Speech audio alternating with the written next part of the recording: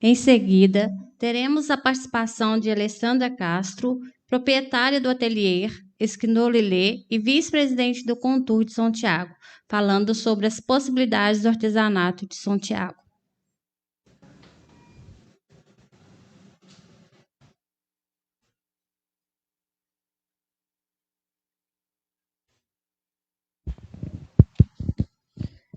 Boa noite a todos. Eu vou pedir licença para tirar a máscara, porque eu falo muito, então vocês me desculpem aí, mas necessário. Primeiro eu quero agradecer muito a Simone, ao Júnior, que trouxe inspirações mil. A minha pauta é possibilidade, então as possibilidades se ampliaram diante da exposição de vocês. Podem ter certeza, pelo menos comigo. E como eu sou uma pessoa que vejo muita gente aqui em São Tiago cheia de possibilidades, essas possibilidades acontecerão, não tenho dúvida. Bom, difícil tema, apesar de ser uma área que eu passeio muito, que é o artesanato. Então, falar sobre as possibilidades é falar muito de mim, né? Então, para quem não me conhece, eu sou Alessandra, para o pessoal do Face aí, eu sou Alessandra do Ateliê, Alessandra do Florival, Alessandra do Artesanato, esse sim é o meu forte, a mãe da Sofia, da Nicole, etc. Eu sou muitas Alessandras, Lê, Alê, mas eu sou a Alessandra que acredita em São Tiago. A minha voz fica embargada, depois ela vai melhorar, porque falar do que a gente gosta é expor emoção. É impossível eu falar aqui friamente sobre coisas que eu acredito, sobre pessoas em potencial e sobre especialmente a cidade que eu amo, que é São Tiago, que eu chamo que é o centro do meu mundo. Antes de vir para cá, fiz exercício de respiração para controlar a emoção, mas emoção comigo é a flor da pele. Então, lágrimas vão rolar. Preparem-se. Pode passar. Bom, eles começaram de uma forma bem diferente da minha proposta. Primeiro, como São Tiago não é uma cidade com tradição artesanal, não é uma cidade que a gente pode comparar a Tiradentes, especialmente nesse aspecto do artesanato, eu postei tópicos muito óbvios ali. Então, o que é artesanato? Que é uma expressão artística, manual, que pode usar técnica, que você vai ter sempre uma técnica, mas que você pode usar instrumentos ou não. E quando eu falo que ele surgiu lá nos primórdios, né, lá no período neolítico, é para a gente se situar, porque, diferentemente dos artesãos de Tiradentes, nós ainda estamos nos encontrando nessa história. Então, o artesanato, para nós, não é que ele está começando agora, mas a gente precisa ter como base isso aí, que ele sempre existiu, desde lá atrás. Então, quando poliam a pedra, quando faziam as lanças, quando faziam inscrições lá nas pedras e aí surgia aquela arte rupestre da pintura, isso já era artesanato. Então, nós, homens, seres humanos, somos artesanato, somos arte. E aí agora eu já vou dar um salto bem grande, né?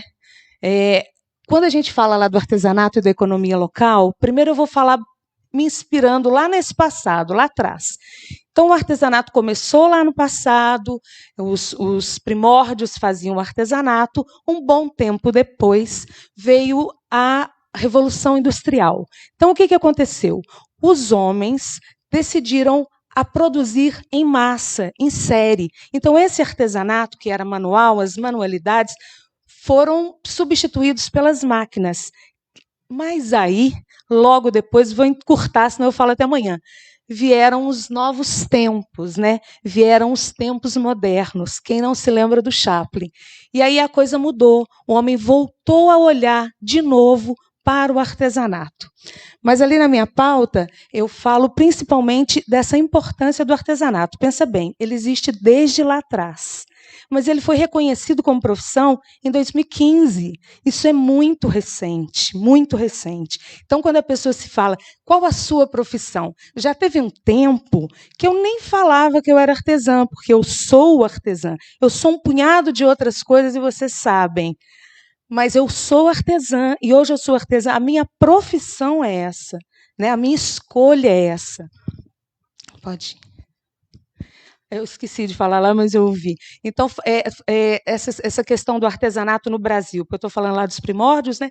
No Brasil é sabido que o artesanato ele sustenta muitas famílias, né? E aí veio um ponto que eu acho, volta lá, Thaís, que eu acho que é um ponto que eu não posso deixar de falar. Apesar de ser uma palestra, uma conversa que é para ser motivacional, que não é para a gente desistir, eu tenho que voltar lá em Tiradentes, porque nós aqui de São Tiago não temos essa tradição, e o que mais me incomoda, o artesanato aqui, ele não é a principal fonte de renda. Quando eu ouvi o Júnior com a Simone falando que as famílias começaram a trabalhar e a ganhar dinheiro com o artesanato, é uma realidade muito diferente da nossa, porque aqui é um prazer falar isso, mas como eu estou falando do artesanato, eu já não posso colocar esse prazer todo, mas aqui é uma cidade de pleno emprego.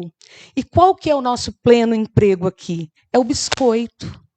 Né? É a produção de biscoito, que vem, entre aspas, o biscoito artesanal. Mas a gente sabe que esse biscoito artesanal, apesar das técnicas lá dos antigos, né, dos nossos avós, bisavós, hoje ela também está sendo modificada. E aí o fato de ser um pleno emprego é um agravante para a nossa situação, mas não é caso de desistir.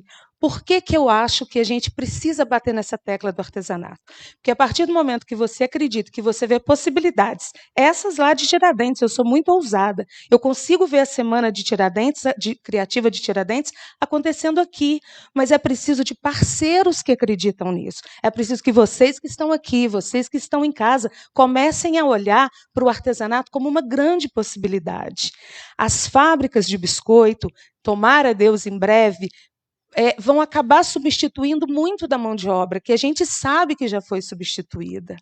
Então, vão existir ainda o produto artesanal dentro do biscoito? Sim, mas a gente sabe que essa realidade ela vai ser modificada, né, pelas circunstâncias. Então, onde é que nós vamos buscar inspiração? No artesanato. E por que a gente vai buscar? Vai lá. Porque eu coloquei lá que eu falo com essa propriedade do artesanato, porque não fui eu que escolhi o artesanato, foi o artesanato que me escolheu. E eu falo muito feliz isso. Claro que veio de uma tradição familiar, mas a minha família não fez boneca a vida inteira. Não existia esquindolelê. Mas quando eles falam de talhar, eu lembro lá do meu tio. Agora a emoção vem. Eu lembro lá do meu tio, que era luthier. Olha, hoje é uma palavra linda, mas ele nem sabia. E a gente não teve tempo de aprender a técnica com ele. Mas aí onde que mais que eu busco inspiração para falar da tradição? Eu lembro dos meus avós, eu lembro das minhas tias, eu lembro da minha família. Então, o artesanato, ele sempre esteve presente, seja nos desenhos, seja no crochê, no tricô. As lágrimas estão começando a rolar, daqui a pouco seca. E aí foi no crochê, foi no tricô, foram nessas manualidades que até hoje são práticas e que a gente ensina, e eu tenho prazer de ensinar para as minhas filhas, mas eu sei que eu sou uma exceção. E aí, quando ele me escolheu, e eu falo ali dos fatores socioculturais da época, porque foi nessa época lá de 80, não sou tão velha assim, né? Quando falo 80, parece que foi tão passado, é quando eu ia, junto com essas pessoas, que daqui a pouco vocês vão ver uma delas, lá para a biblioteca. Sabe onde é a Câmara, Hernani? A biblioteca, e aí se reuniam senhoras da sociedade, de todos os segmentos da sociedade. E elas se reuniam para poder praticar o artesanato. E eu tive a honra e o prazer de ir lá, de aprender com elas, de ver. Aí vocês falam assim, olha, mas você nem é tão velha assim, você vem me falar de Dona Alva, de Dona Tonita, de Dona Ângela, mas as minhas memórias, as mãos estão em mim. E aí eu lembro daquilo, e aí eu aplicava essa pouca técnica que eu aprendia, que era muito grande, mas eu aprendia em casa, porque era aprimorado pelas minhas avós, pelas minhas tias.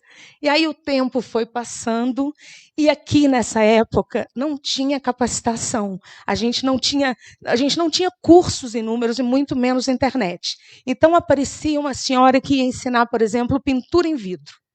E aí a gente ia fazer esse curso de pintura em vidro. Eu nem sabia o que eu ia fazer com aquilo, mas era tanta vontade de aprender, e como não tinha onde ganhar dinheiro e aonde fazer os biscoitos que hoje abastecem a barriga e o bolso, eu ia, aprendia e eu vendia o que eu fazia. Aí a coisa mudou, porque aí você começa a ganhar dinheiro, com o seu trabalho. Então, hoje tem moças que passam por mim, tem mães que vão lá no meu ateliê fazer encomenda do enxoval do quarto, que eu fiz lacinhos para elas. Então, isso para mim é uma honra muito grande. E aí isso eu aprendi nessas capacitações que tinham aqui, esporádicas. E muitos amigos iam. Muitos hoje não estão no ramo do artesanato, mas têm isso guardado dentro deles. Diferente de hoje, que a gente aprende técnica onde a gente quiser, né? E esse encantamento meu pelo artesanato, esse retorno, veio por meio dessas pequenas vendas que eu comecei a fazer. Desde muito pequena eu tive meu dinheiro, muito. Dona Matilde, mãe do Faria, selecionava algumas pessoas para fazer crochê. E aí eu falava, mãe, eu preciso ir lá fazer esse crochê. E eram colchas enormes, que na minha memória de infância eram muito maiores do que uma cama. E aí eu fazia, a gente fazia os quadradinhos pequenininhos, eu nem sei se as minhas companheiras daquele mesmo período se lembram. E aí a gente fazia e entregava para a dona Matilde, ela servia um suco de mamão com limão, que sempre que eu tomo isso vem na minha memória.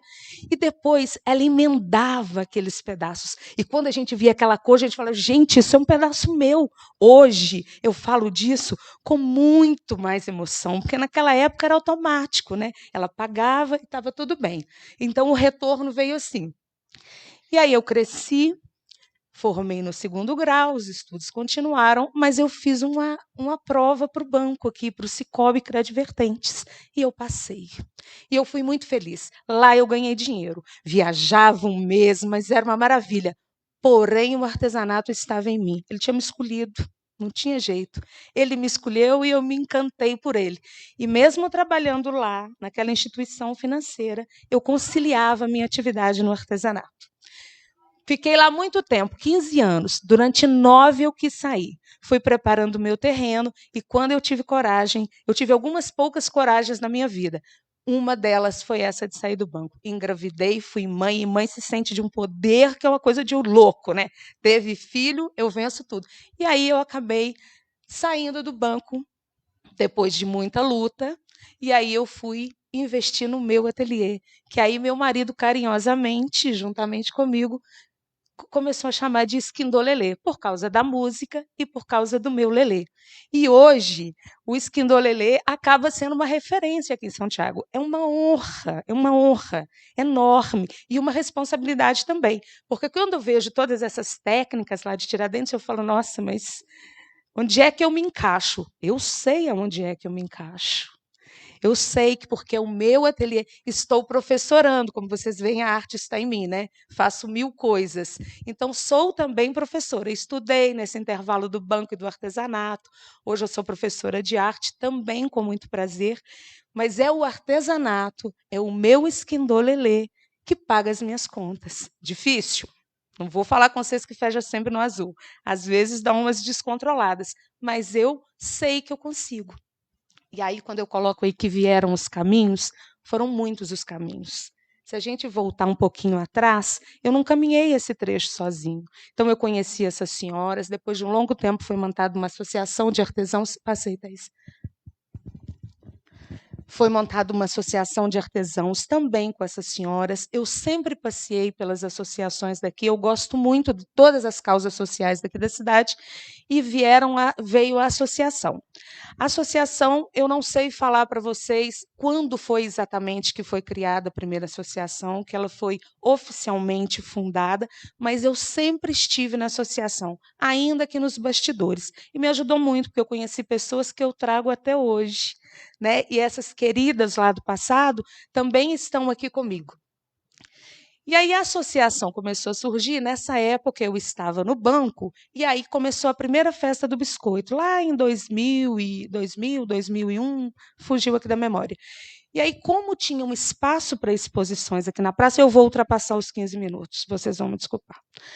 E aí, como tinha essa exposição dos biscoitos e eu estava lá, eu falei, bom, a chance é agora. Me lembro como se tivesse sido ontem. Falei, olha, os artesãos precisam de um espaço para expor o seu produto. E qual que era o produto? Eles me perguntaram, não sei, nós vamos encontrar um produto. E aí nós produzimos panos de prato. Quem está assistindo aí, que é da época, deve lembrar. E foi uma produção de pouquíssimas peças. Alguns escolhiam os riscos, nós íamos para a casa dos meus pais e nós fizemos, se não me falha a memória, 48 panos. Isso foi uma vitória, porque técnica de ponto cruz, muita gente não lembrava, muita gente tinha problema de cor, aquela confusão toda. Eu, naquele desespero, uma fazia crochê, a outra bordava, a outra embanhava, e nós fizemos. Nós vendemos todos os panos. Sobrou um. A gente doou lá para a Cred Vertentes. E isso foi uma alegria, porque a gente viu a nossa capacidade de produção.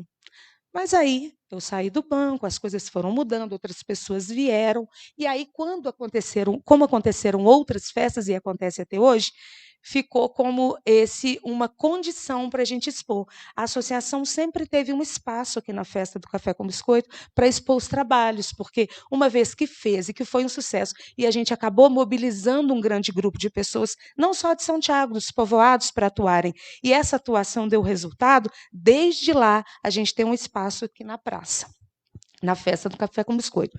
Aí, se vocês me perguntarem se a associação hoje é muito atuante, não, infelizmente não é. E ela não é por uma série de questões. E aí eu vou voltar lá nos caminhos. E por que eu acredito que ela está adormecida, mas que ela vai voltar a todo vapor?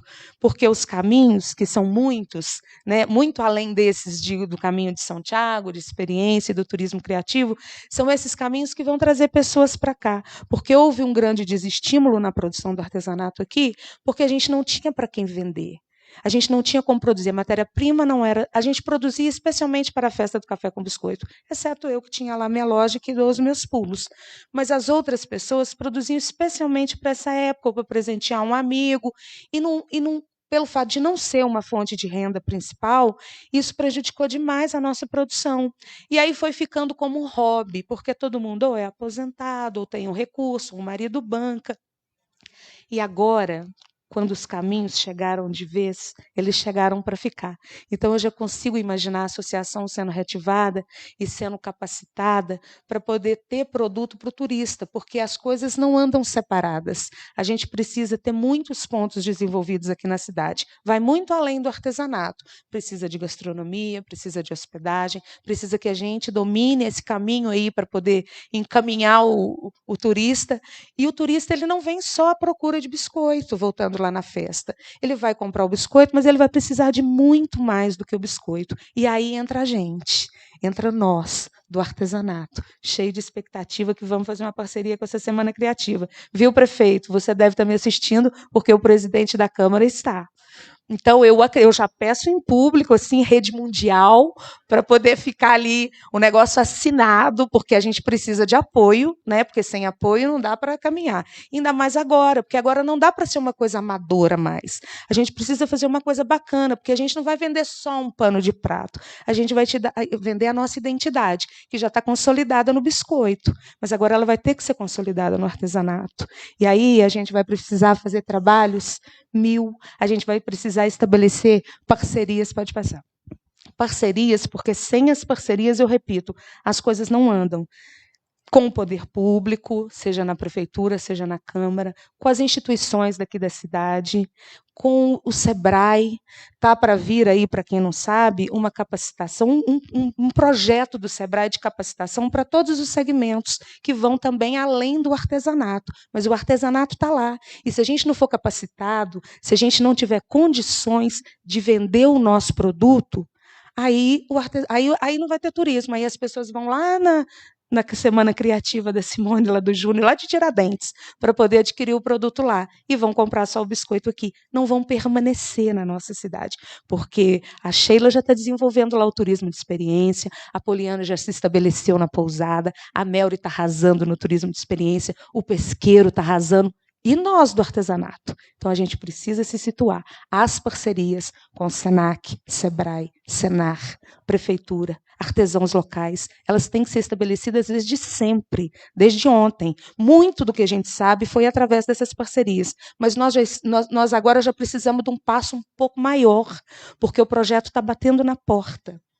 E aí eu cito aqui duas imagens. Ó, é falar da amizade, o trem estabelece um balanço aqui diferente no coração. Por que eu coloquei essas duas imagens? Sou eu lá abordando os caminhos, porque eu gosto dessa palavra, né, caminhos. Eu acho que realmente vai, né? E eu coloquei uma foto do Vic, que é muito ousada, que é muito contemporânea, porque o Vic é um querido do coração. Tomara que ele esteja me vendo. Ele é um artista ele é das artes, né? Ele é o cara das artes, um cara super amado. E antes de vir aqui falar para vocês, eu estive lá na casa dele fazendo uma visita, antes dele ir para o caminho dele. E aí eu falei, Vic, eu estou com uma responsabilidade tão grande que eu vou falar sobre as possibilidades do artesanato. Ele falou, nossa senhora, mas você está lascada. Eu falei, mas você há de me ajudar. E aí conversa vai, conversa vem com o Vic, por isso ele está ali. Nós acabamos chegando numa mesma conclusão. Eu já pensava e foi só validar o meu pensamento com ele. Vai lá, Thaís. E aí hoje de manhã, ó, vem emoção. O que eu fiz? Eu fui visitar essa querida, não vou olhar para não chorar. Que eu pus ali que é a madrinha, mas ela é madrinha da cidade, né?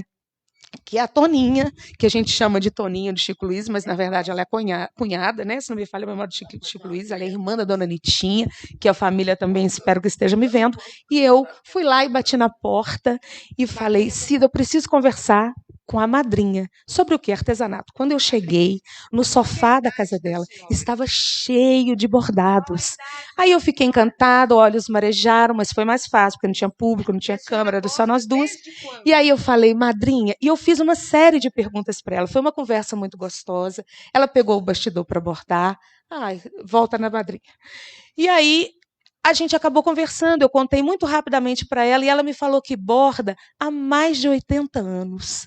Eu falei, gente, que coisa mais linda. E aí fiquei encantada, para que isso? Para eu mostrar para as pessoas que o artesanato, quando ele está em nós, ele segue. E ela me contava toda orgulhosa que ainda recebe encomendas e que ela gosta muito do que ela faz, mesmo muito já debilitada por problemas de saúde, e bordou para eu ver.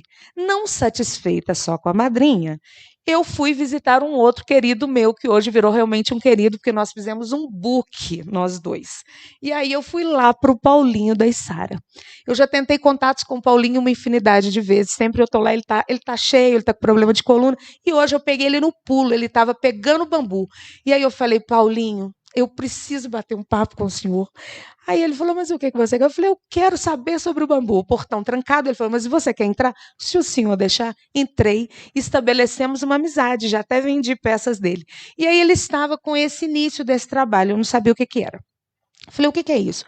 Ele falou, isso é uma peneira que eu estou fazendo, já está vendida? Ele já está vendida. Eu falei, mas se for para o senhor fazer outra, o senhor faz? Faz. E aí fiz uma série de perguntas sobre a técnica, ele me contou de parcerias, perguntei da disponibilidade de ensinar a técnica, e ele me ensinou, e ele respondia com uma alegria, porque ele se sentiu tão importante. E aí falou, olha, o meu sonho é comprar um triciclo. Eu falei, mas há de comprar, e há de comprar com um artesanato. Quantos anos o senhor tece? Na faixa de uns 60 anos eu já estou tecendo. A entrevista é linda, a nossa conversa é muito linda. Eu falei, há de comprar. Ele falou, há de ser rápido. Aí eu falei, vai ser, você pode ter certeza. Eu já estou de olho nesse povo aí todo. Viu, Hernando? Estou de olho. E aí, conversei com o Paulinho, voltei toda entusiasmada, toda motivada. Vai, Thaís. E já pensei nas possibilidades. E aí, voltando lá no Vic. Por que o Vic foi importante? Porque a gente pensou nessas possibilidades, na possibilidade desse resgate, de ir lá na Toninha Bordadeira, de ir lá no Paulinho do Balaio. E não são só essas. Ele até me indicou umas outras senhoras. Eu falei, Paulinho, agora eu não posso, porque o tempo é curto, esse vídeo vai dar uma noite inteira.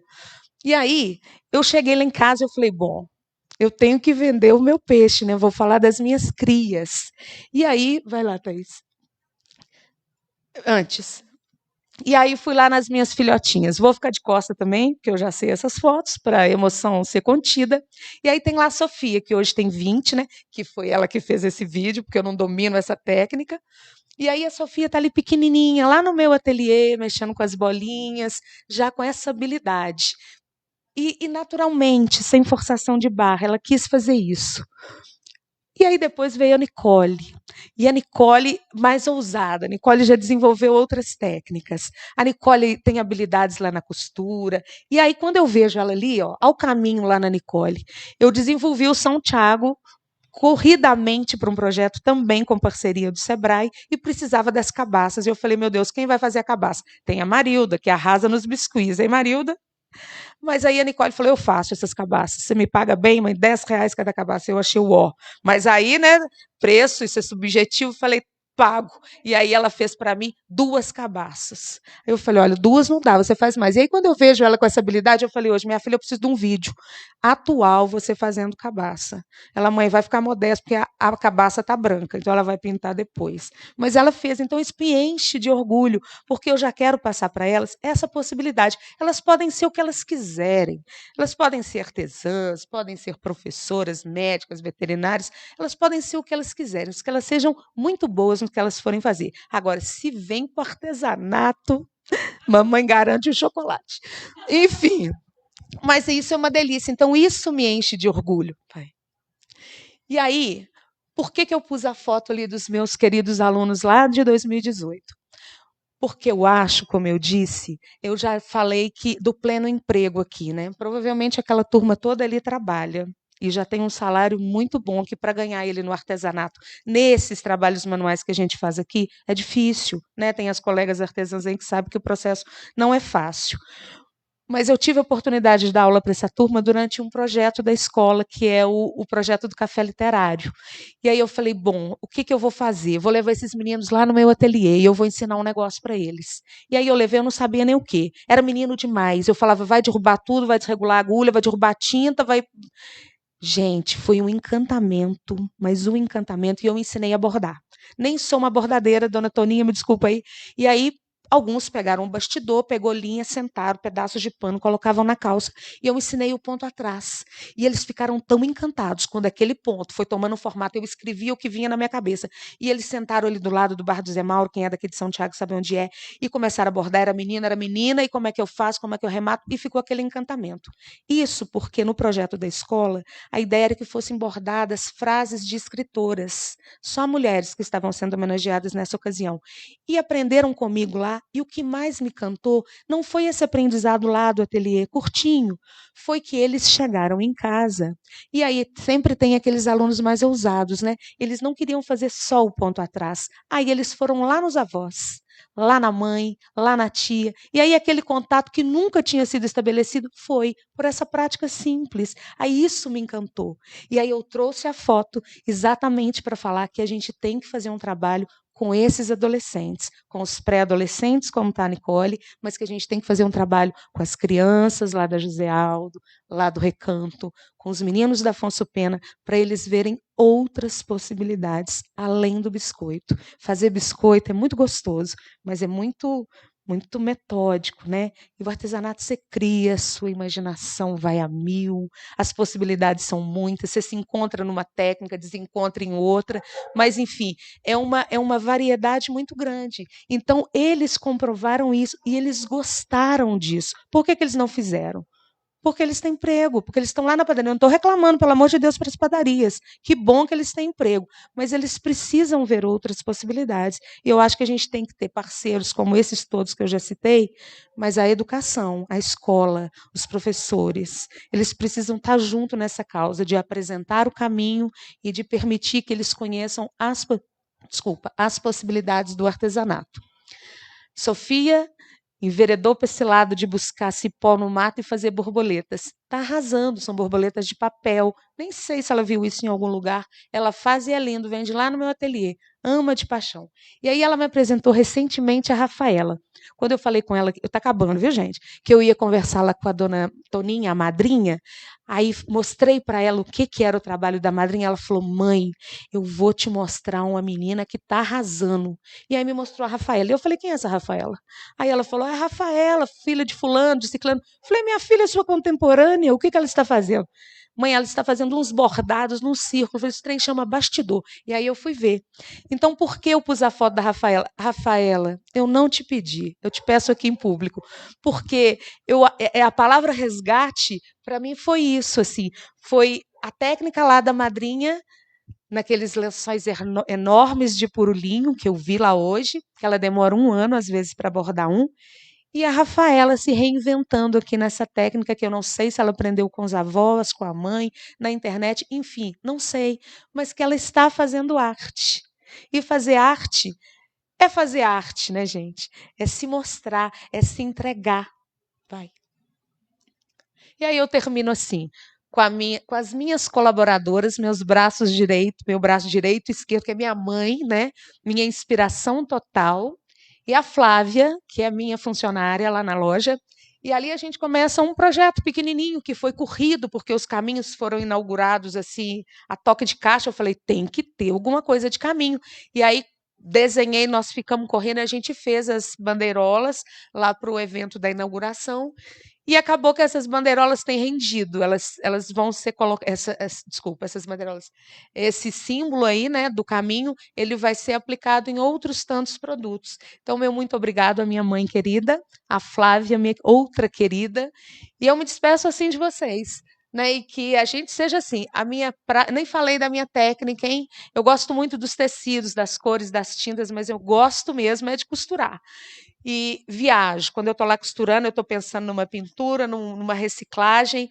Tem aquele projeto que a gente faz, que é esse de recuperação de bonecas que são encontradas na usina. Aqui, Simone e Júnior, para vocês que não sabem, tem uma usina de reciclagem e compostagem. E durante 1 ano, as meninas cuidadosamente separam as peças, as bonecas, e aí mandam para a gente. Tem algumas pessoas na comunidade que fazem isso, e aí a gente resgata essas bonecas, recupera, dá uma vida para elas. E lá no meu ateliê a gente é muito reconhecido por isso. A gente transforma essas bonecas em bonecas brincáveis, e aí no Natal elas são doadas. E aí minha fazeção de boneca começou assim. Minha mãe encontrou a boneca lá no lixo, começou a fazer. Hoje a gente faz muitas coisas além das bonecas. Talvez eu encontre um caminho mais certo aí para o meu artesanato, mas eu vou passear em todos os outros caminhos, nos retalhos, nas tintas, e que a gente se junte, né? E a frase é muito bonita, e que assim, de retalho em retalho, possamos nos tornar um dia um imenso bordado de nós. Muito obrigada, falei demais, falaria mais, porque depois que relaxa, né? Vocês viram que eu nem chorei no final. Agora, pode perguntar. Estou brincando. Boa noite. Muito obrigada, muito obrigada. Ulisses já deve estar por aí me esperando. Então, agradeço mais uma vez a Simone, ao Júnior, e eu tenho certeza que nós estabeleceremos esse contato, porque agora é para sempre. Obrigada, gente. A querida Mônica também, nesse tesouro, a equipe de coordenadores, Prefeitura Municipal, pároco local, amigos, colegas, companheiros. Beijos.